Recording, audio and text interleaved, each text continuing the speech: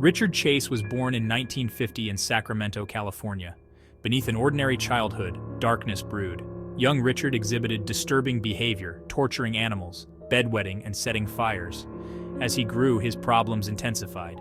He became withdrawn, isolated, and developed hypochondria. He believed his heart would stop beating and his bones were changing shape.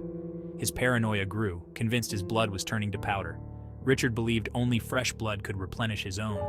This delusion, fueled by mental instability, set the stage for a horrific transformation.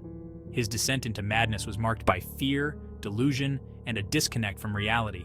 Troubled thoughts would soon explode into horrific violence, forever staining Sacramento with blood. Richard Chase's descent into madness took a gruesome turn.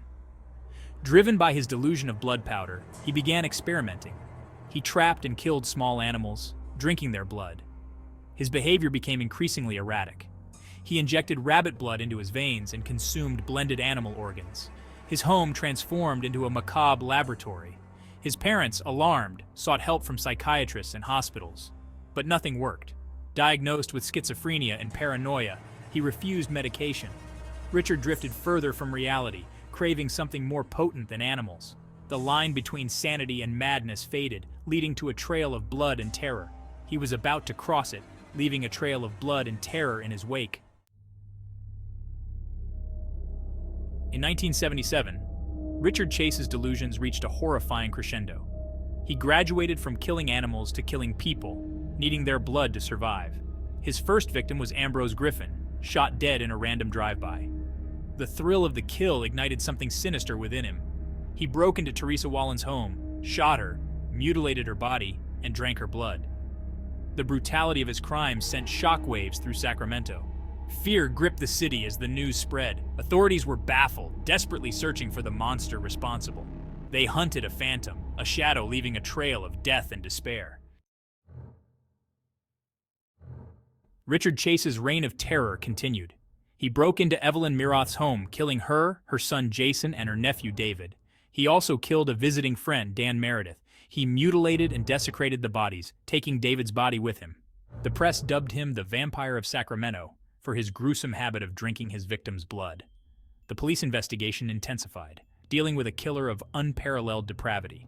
The city was on edge, parents refusing to let their children out of sight. Doors were bolted, windows nailed shut. The streets were eerily quiet at night, broken only by the wail of sirens. Police cars raced through deserted streets, searching for the monster. The community was gripped by horror and disgust.